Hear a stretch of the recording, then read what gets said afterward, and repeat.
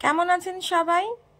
নিশ্চয়ই এই ঠান্ডাতে সবাই নিজ নিজ কাজে নিজ এতে খুব ব্যস্ত।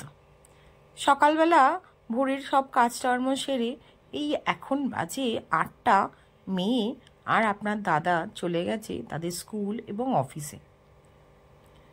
আপনাদের দাদাই নিয়ে যায় মেয়েকে স্কুলে, তাই তাদের খাবার দাবার রান্না বান্না সেরে এবার একটু বেরিয়ে গেছে তারা।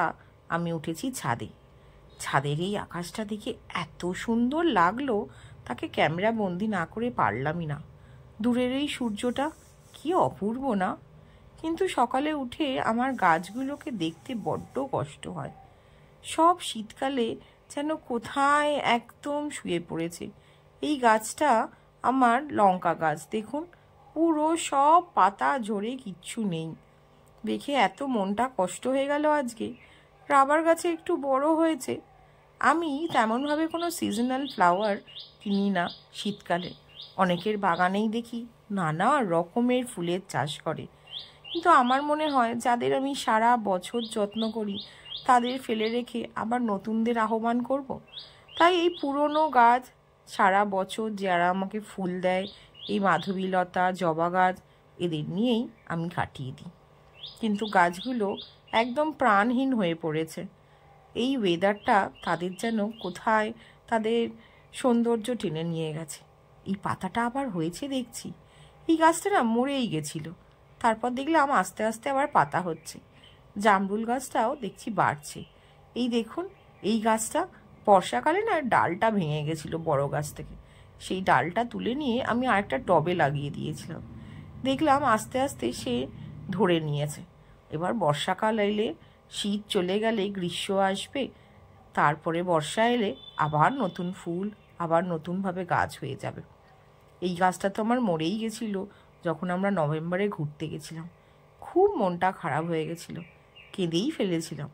এসে তারপরে আবার যত্ন করতে, জল টল দিতে আবার গাছগুলো হয়ে গেল।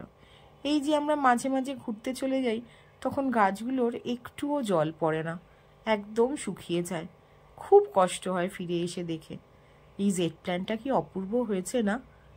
এর শীত গ্রীষ্ম বর্ষা বলে কিছু নেই। এরকে খুব কম জল লাগে এবং নিজেভাবেই এ উঠতে থাকে। আকাশটা আরও পরিষ্কার হয়ে গেল। বাজে এখন 8টা, 8:30। আকাশে পাখিগুলো নিজের নিজের কাজে যাচ্ছে। কি সুন্দর লাগছে দেখতে। সকালবেলা উঠেই আকাশ দেখতে এত ভালো লাগে।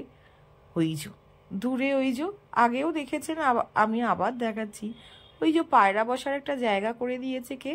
এখানে সব পায়রাগুলো সকালবেলা ঘুরে এসে এই উঁচুতে এসে বসে তাদের গল্প বন্ধুদের সাথে সেরে নেয়, তারপর আবার চলে যায়। আমারও অনেক কাজ আছে, আমাকেও সেগুলো যেতে হবে করতে। কিন্তু এত সুন্দর লাগছিল আকাশটা আর চারিদিকটা, আমি আপনাদের সাথে না দেখিয়ে পারলাম না।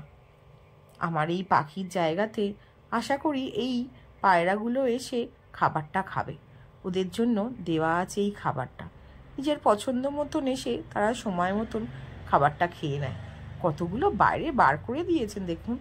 চলুন আজ আসি, আবার একদিন তাহলে দেখা হবে, আবার গল্প হবে।